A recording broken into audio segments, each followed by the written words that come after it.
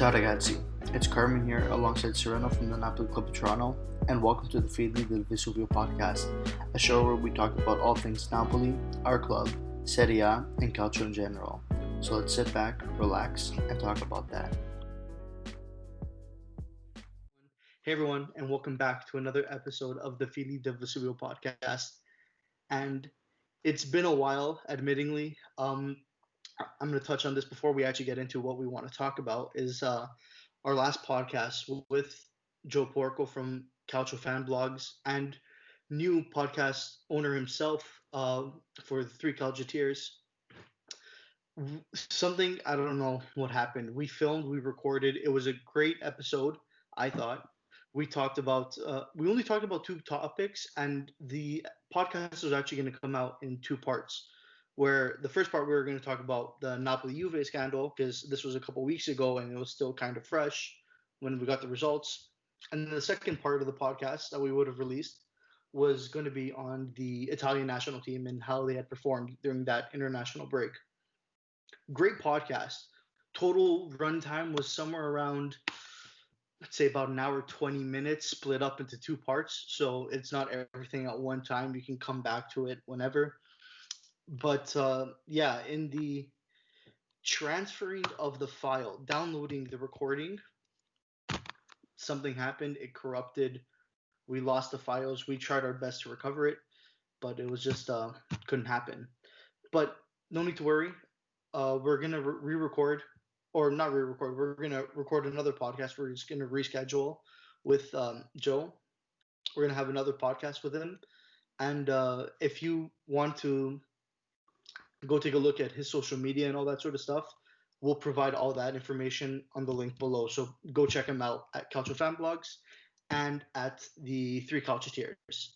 Everything will be posted down in the descriptions below, so don't worry about it. Now, onto this podcast. This is it's going to be finally, after the many weeks we have been fretting over that Napoli-Juve scandal, we're finally going to be talking about the games and strictly the games, the recent games that Napoli have been playing. In a few days, it'll be relevant again when the court announces it goes to court on November 8th, I think. So it'll be relevant again. But for now, we'll just talk about the last few games that Napoli's played. Mm-hmm. And where do you want to start off from? Do you want to go to the? Let's go to Benevento. Benevento game? We'll touch briefly because those ones are a little bit like foggy in my mind, like just trying to remember. Mm-hmm. Yeah. But Benevento was kind of the first game, that first half against Benevento as well, other than the playing against AZ or whatever. I think we should start from there, because I think if we start from there, we can work our way to what today's game was. I mean, if you can start from there, I literally, like, that game was one of those games where, like, right after I was like, you know what? I just, like, tried to forget it right away. All right. Well, if you want me to start off. So, yeah, if you want to start off with the all right. Basically, I may jot some memories now when we're about the AZ game. So, we were going into this game. AZ had... Let me think of the number. I should have pulled this up. I should have got this research down beforehand. 13. But I want to say 13. Yeah, 13, they had right? lots. They had lots of COVID cases. They had 13 COVID cases. Now, let me make this clear. AZ is not a team that you can take lightly. They're not. The Dutch league, the top 3-4 teams in the Dutch league, decent teams. PSV, AZ, and Ajax. All solid teams, all of them. So you can't take them lightly, per se. You could take them a little bit lighter, as if you were playing, I don't know, Inter, or if you're playing like a Man United. You can take them a little bit lighter than that, but still, you can't take them lightly. And they made us pay. And there's one thing that I got to say about that game is that Reno got outclassed. That's the first time this season that we saw Reno get outclassed. It's got outclassed a few times after, or one time after. Couple times. He just got outclassed. See, the problem with Napoli and the Europa League I think, is that Napoli plays these teams, right? These relative small teams, and they go into them like, first off, the tactics are wrong. Even today, the tactics are wrong. Like, but that's another conversation we'll get into. But you got to understand, for Napoli as a team, for the team that's fielding, like being fielded, you know that you're rotating the team. It's like a bench players, things like that. So they kind of go into games like this laxed. But you got to understand, if you're these Napoli players, if you're Gattuso, that this game that's like a whatever game in the group stage of the Europa League, is the game of the season for these little teams. So they're going, and it's like a tryout for them. Like they're like, wow, we're playing Napoli. Like this is the game of the year. Like, you know, like we gotta show up. So you got Napoli that's like lackadaisical, half sleeping, and then you got this team that's been preparing probably for weeks and is playing the game of their lives. So yeah, you know, they're not, these aren't like house league players. They're still professional footballers. So you got to show up to the games. Yeah, you definitely have to have that mentality. I think that's why Napoli doesn't have success in Europa League, to be honest. It's the mentality, you're saying. Yeah. Yeah, 100%. I could agree with that. The mentality is definitely off, especially when you're, like you said, you're going into this game with relatively smaller sides than your squad. You are going into this with, I think Napoli's also going into these games with a complex that they're the superior team and they are owed something from that game. The game owes them something. The game owes you nothing. The game doesn't owe you anything. The game owes you whatever you deserve. That's what the game owes you. So if you're going into this with the wrong mentality to start off with, which, you know what, surprisingly, like I didn't think a team with Reno as the manager would go into any game that lightly, but it seemed like against AZ they did. They knew that they were depleted. They were depleted. Excuse me. They had 13 players, most of them starters. Like they were significant players that were missing this match, and I think Napoli just they thought, hey, it's probably a walkthrough. We can probably walk through them at this point. But no, AZ, you're right. I can't remember the coach's name, but he probably sat down for weeks and studied Napoli's plays. He studied that 4-2-3-1 like the back of his hand. Listen, he studied it like the back of his hand. 100%. I'm gonna get into this because I want to get into this because this is the main thing I want to talk about today. And like once I get this off my chest, I'm good. Gattuso, starting from that game, has messed up. No, I wouldn't say the formation because the formation is the same formation, but the style is he's went back to last year's style, which is very slow, like, very negative, very slow. That they don't want to take on players. They'd rather pass it back with the goalie, with the defenders, and they're not they're I don't know how to explain it. Like they're not thinking positive. They're thinking negative. Napoli, the first few games of the season, when they were scoring 5, 4, 6 goals, they were Lozano sees a player or Osimhen is facing a player. He's trying to beat defenders. The last few games, Napoli does not even try to like. It's like they're scared of defenders, and you're playing these small teams. Like that's maybe a mentality that you might have against like maybe a bigger team. These small teams will love you. They love you when you do that. Okay, you want to keep the ball? No problems. We're gonna park 11 guys back here. Keep the ball there. No problems. You guys don't want to try to attack and score goals? No problem. Exactly. Keep the ball. Have all the ball you want. We'll just counter attack you and we'll score on the counter attack. And you know what? AZ, like starting from that game, and then we'll get into Benevento, Real Sociedad, etc., because it's the same trend throughout the board. AZ goes into this match. They said, okay, well, we don't have anyone. We're gonna part. They played a 4-1-4-1 from what I remember. But the one CDM, he was almost playing like a mezzala, where he was dropping back into the center back positions or he was pushing up. And that was all dependent on where Mertens was playing on the field, right? Mertens was always occupying a central role, trying to break the lines in between, and he always had that player, that Metzala CDM, I guess you can call him, right on top of him all game long. Not only that, he also blocked passing lanes into Ozyman, who also lackluster. He wasn't moving around a lot in the final third. But AZ came out. They said, all right, we're going to park 11 guys behind the ball. We're going to keep a tight formation. Tight. We're not moving. 4-1-4-1, 4-5-1, whatever you want to call it, 5-4-1. It's all interchangeable. We're going to stay in this block, and we're not moving from that block, to the point where even the striker was playing at the 18-yard box. Yeah. Their striker, who's supposed to be playing towards the half-field line, maybe just past the circle, was playing at the 18-yard box and was playing the defense, to the point where it was basically like a 5-5 formation. Like there was nowhere to go other than back, right? Yeah. But Napoli didn't help themselves in the fact that, first of all,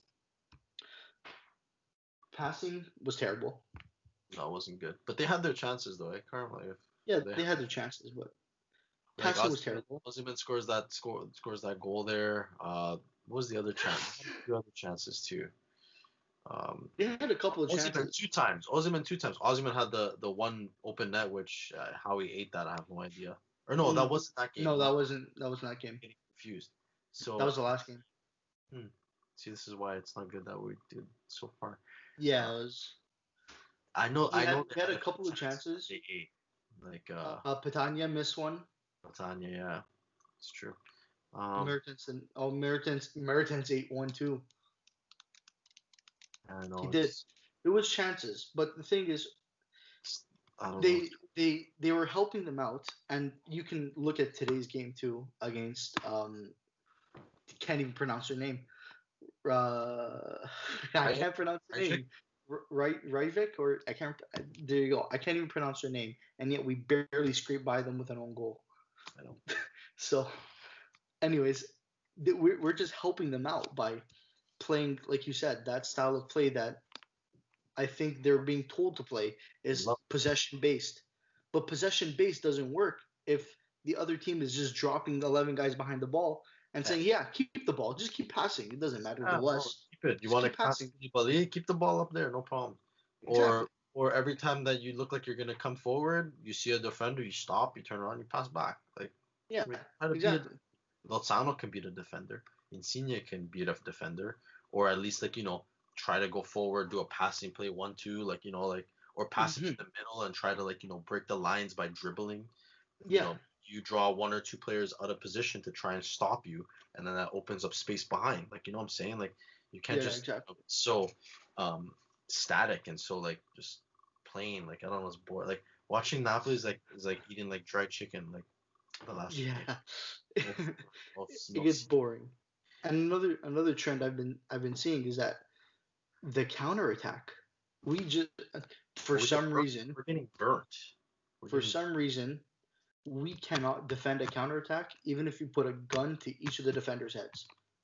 Cooley had a bad game today. Cooley had a bad game today. Yeah, he did. He played well against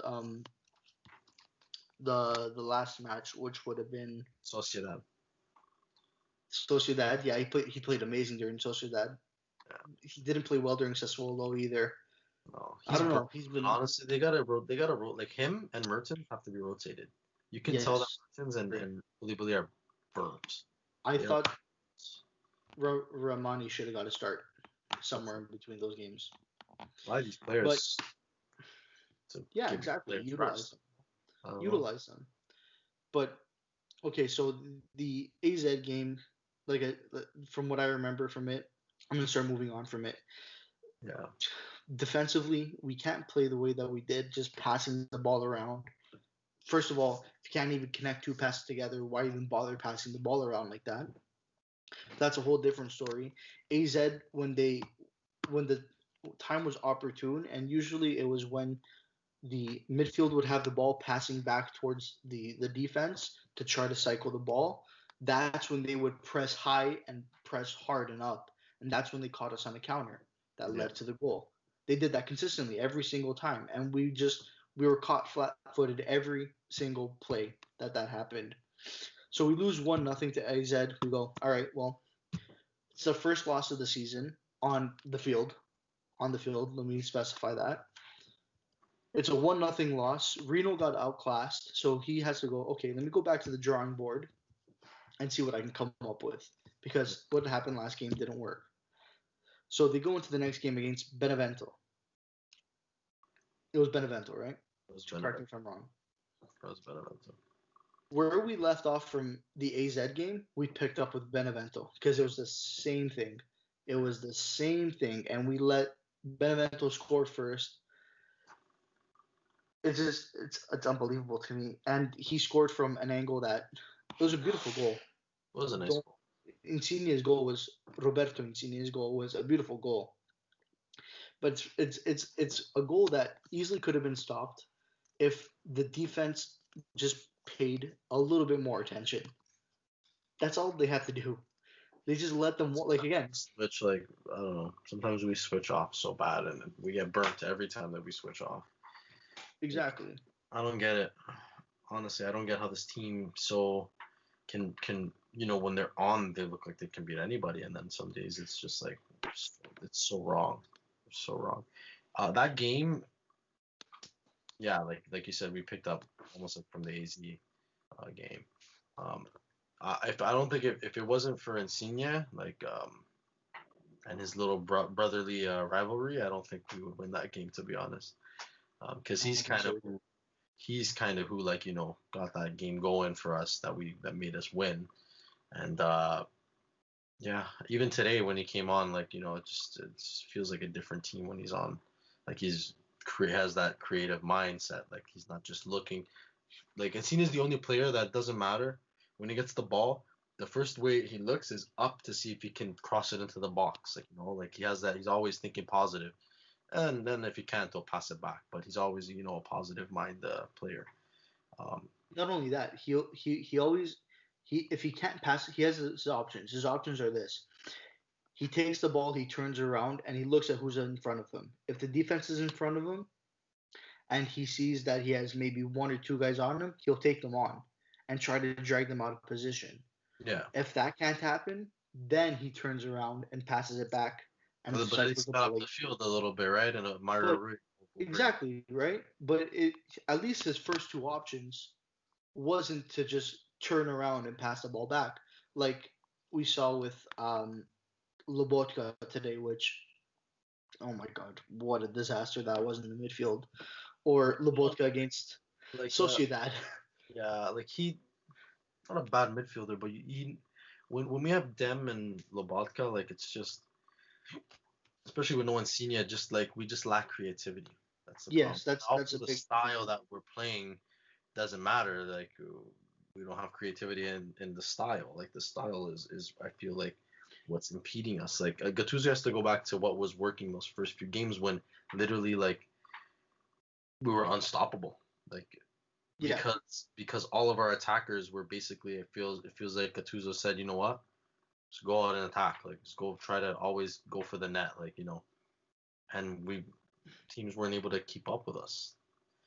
No, especially with the pace that we have up front. If you put on, let me get this straight, because even when we have Insigne, even when Insigne is not playing, and we had Lozano Politano, they wreaked havoc. They wreaked havoc against Atalanta. Oh, yeah. So yes, Insigne is an important player for us, but when he's not there, we can make do. It's not that we can't succeed when he's not there, because we can and we have. It's just that I don't know. I think after the AZ game, there was a change in mentality where they got more timid in their play, because before that, you're right. When they were attacking, first of all, their attack was completely different. The attack was much more direct, meaning long balls over the top, hit Osimhen, hit Lozano, hit Politano, hit whoever you can, because there's four attackers up there. If one doesn't get it, the other one will. Plus, let's say one of them overshoots it, they have the pace to make up for their mistake, while the other ones have the equal amount of pace to keep up with them. The only one who doesn't have that same amount of pace anymore is Mertens. he doesn't need to have the pace. He's playing a trequartista. He has to know his positioning. Papu Gomez, yeah, he's fast, but the brilliance in his play comes from his positioning on the field, not from his pace, right? So when you have three attackers that are all skilled on and off the ball with a smart attacking player laying in behind them, and you're playing that direct game like they have in the first couple of games, you are unstoppable. You're a goal machine waiting to happen. Oh, yeah, and they were, right? Hey, yeah. This is like, not to say that, the style that they've been playing, this possession, holding the ball, there's going to be games when you're going to have to do that. Or there's times in a game where you'll have to play like that. But I feel like playing 90 minutes like that, you'll never win a game. Like Napoli, no. Like say if Napoli, Napoli has to maybe have like that possession game, but then switch on to okay, now we're going direct, and we're gonna play direct for a few minutes, and then say we get a goal, 2 goals, then we'll try to sit back, possession, then we'll go again, and we'll be more direct, maybe during a game, like switching that up, having different styles of mid game, or depending on the opponent. If you're playing a really strong opponent, maybe you're not going to risk too much going forward. You're going to try to first, play a little bit conservative, and then maybe venture up, depending. Or I think when you're playing weaker oppositions or teams that you should be beating, like Sassuolo without Caputo and all these other players, they should not come to Napoli and look like Pep's Barcelona and just totally play them into the dirt. But we let them. I don't know. We're our worst enemy. Yeah, we do. It's our games to lose, and we do. Yeah. It's our games to lose, and we lose them because we allow them. We allow ourselves to lose. That's the only reason. And I feel like those games were lost by Napoli more than they were won by the other teams. Maybe at Sassuolo, they played. Sassuolo got outplayed. We got outplayed. But no way around it. When we lose against an AZ and a team like that, that's us losing. That's us losing more than them winning. You know what I'm saying? Yes, I agree.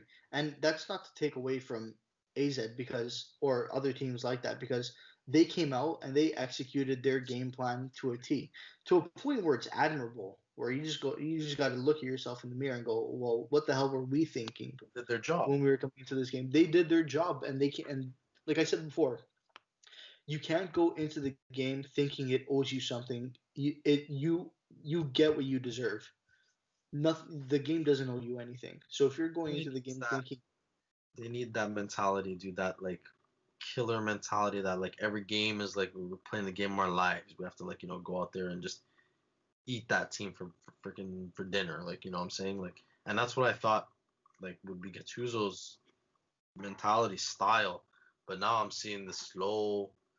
He loves playing this slow, boring soccer. Come on, dude.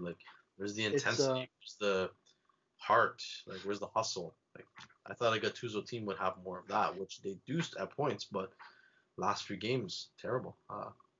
It's been missing. I mean, you definitely saw that in the latter portion of the Benevento game, for sure. That intense style of play, playing more direct, using the Insigne vigorously throughout the entire game. Yeah. Giving him the ball, making him use his creativity on and off the ball to get you the goals that you need. And he did. But then, you go into the next match, which is Real Sociedad. Mind you, Real Sociedad, first in La Liga, fantastic team. They are not to be taken lightly either. Yeah, definitely. That's one team where I think Gattuso had the right idea, yeah, not the right execution, in my opinion, in the way that game was played. Because, actually, I had screenshots of this game in my photos, and I was looking over them when I had free time. And so he set up with two very defensive midfielders, Lobotka and Dem, Bakayoko and Dem, both defense-minded, possession-based midfielders, basically. So already, right off the bat, you're lacking creativity in the midfield, which I think is what he wanted, because Real Sociedad plays a very high line, very fast paced, very high intensity game. In fact, in the first 10, 15 minutes of the game, we were struggling to keep up with them because they were just relentless. They just kept pressing forward. They just kept pressing forward, overloading our center backs. They would throw four guys up top, right? They didn't care what was going on behind them. They just kept throwing guys up top, press them back, throw that ball back, win it back, right? So it's tough to play against a team like that. So, but then again, when you have those two defensive midfielders, you lack creativity that you need to counter. Because if the ball does get, if you break through that first line, the lines behind them are obviously going to be weaker if they're relying so much on that front line, right? That front press, right? But you break that line and you don't have, let's say, Fabian out there who's more creative on the ball. First pass. Yeah, like good first You're pass. missing that first pass, right? Not only that, then you put Lobotka as a number 10. Pure disaster. I forgot about that. Pure, like, utter disaster. I play a better 10, to be quite honest. That was just, it was brutal. He didn't know his positioning on the field. He didn't know where to be on the counters. He didn't know where to be in the final third. When he pressed the ball, he didn't know where to press, who to press, how to press. It was a disaster. They really screwed around with Gigi D'Alessio, eh? Like, they made him look like an idiot. I think Gigi D'Alessio would have played better at 10. I think so too, to be quite honest, because that was just like that performance by him was just brutal. Not only that, because Lobotka was making mistakes, Bakayoko had to make up for him, and there goes your midfield. Now you're open all over the midfield, and that's how they just tore us apart all game, like consistently. They just ripped right through our midfield like as if they weren't there. You know who saved us though that game? Kalidou Koulibaly. That was one of the best performances I've seen in a long time. Koulibaly. I agree. Yeah. And he had to make Sociedad shut up a bit because they thought David Silva was better than Maradona, and Koulibaly had to say, "Listen, that's not how it is. this isn't how it is." I was giving them so much props, but as soon as their coach said that, I was like, yeah, no. That's such an arrogant statement. Yeah, Maradona wouldn't fit into this team. Maradona himself would have ran through your team. It didn't matter. Definitely. Yeah, but anyways, going back to that. Yeah, Napoli. Reno had a good idea to play more defensively and not allow Sociedad to play the way they wanted to play. It's just that the execution was not there because there was a lot of mistakes happening defensively that just opened up our midfield, and that's where Sociedad thrives, in that central midfield play. If you can't really stop that, luckily we did because Saint Kalidou Koulibaly stepped in to save us on the back line. We would have lost that game too, and I think we won that game on a counter. Did we? 1-0. Who scored? Yeah, we did. We scored on a counter. It was on a counter, right? So we literally. Oh, it wasn't Patania. No, it wasn't Patania. It was Politano. Politano cut in and he scored that banger. Yeah. And it hit off the guy's head and it went in. Yeah, sometimes you just gotta shoot, man. Like, you never know how are you gonna score if you can't if you don't shoot on target. Yeah, exactly. Just put the ball in the box. Just put the ball in. Someone's gonna get to it, or if it takes deflection, maybe it goes in. Worst case scenario, you get a corner. Even when they have Osimhen in the box, just throw the ball in there. Put him over the top, give him a cross. Maybe he doesn't get the ball, but maybe the guy behind them gets it. What I'm saying? Try it. And that's another thing with, especially today, you have a big body in Patania in the box. Yeah. Throw the ball into the box. Those center backs were monsters. They're butchers. Yeah, they were a rough team. The first 20 minutes, bro, they're turning everybody into they're turning them all into Carle Machinata. They're just devouring them. Yeah, they're a rough team, but they knew they had to play like that because otherwise they would have gotten eaten alive. They had to play a little bit dirty. Oh, definitely. But yeah, if you have like Osimhen's not a small dude. Osimhen's I think like 6 foot, 6'1". Yeah, but he's Like he's that. long. Like his legs are long. He Yeah, has a big. he's lanky, Like, but he's but won every ball in the air. And he okay, wins every ball in the air. let me just that. I've seen a lot of people ripping on Osimhen, and honestly, it's like it really is pissing me off because it's like this kid is not bad. It's like he's a good kid and he's a good player. Like he might, yeah, he messed up that one chance. Yeah, he only has one goal. It's his first month and a half in Italy, and he's 21 years old. Yeah, like he I should have get scored like that goal. that one goal. Yeah, okay, He that's should have fair. scored that goal. But already like be drawing Miller comparisons and things like that, and I get that he had a high price tag, but like you gotta have a little bit of patience and a little bit of faith, and you don't want to like kill this kid's confidence like right off the jump. Like he's good. Like if objectively like you'll judge a striker by the goals, but if you look at his work rate and off the ball and the fact that he wins every header, like every he holds up the play so well, like Yeah, he's done a lot more good than bad these first few games. And, we gotta have a little bit of patience with him. He's a project. He's a project. That's what he is. He's he's raw in the way he plays. He's still very raw. He has great potential though. Like he could be like one of the best strikers in the world. You can see it. Yeah, exactly. You can't see it. He's amazing. He's amazing dribbling. He can take defenders on one and beat them. He's got pace. He's physical on the ball. He can win aerial battles. Fantastic finishing. Sure, he only has one goal, but the one goal he has was a banger from outside the box, right? Yeah. So he has that potential. He's got all the makings for a great striker, and mind you, Italy is not an easy league to score. Like it's if you're going from the French league to Italy, you're that's a big step up in defenders and things and timing, and he'll get to speed pretty quick. And I think once he learns the language, things like that, similar to like what you saw with Lozano, like hopefully not as long as that, but already you can see that he's starting to figure stuff out. So especially like his play, like you said, his play.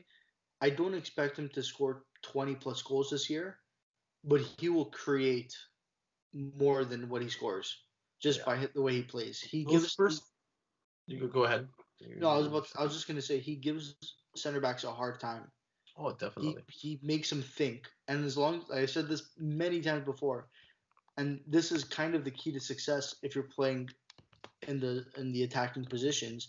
If you can make the defender think even just a little bit, you've already beat them. Because if you can get them to second guess what they're thinking, or if you get them to second guess what you're gonna do or how you're gonna play, you already have a step ahead of them. You could already beat them without even touching the ball or even touching the field. You've already set into their minds that this guy's potentially dangerous. I don't know what he's going to do. He can beat me in many different ways. I got to stay on my toes, and that's when you beat them already, right? And he has that. Those first few games, he like Mertens, like when they were playing that style, how they were playing, he opened up a lot of room for Mertens. Mertens got those few goals, and I feel like that was off of Osimhen's back, because Osimhen had like two center backs on him, and in front of him is Mertens, who has all the space to just shoot the ball in the net. Like what I'm saying, like so.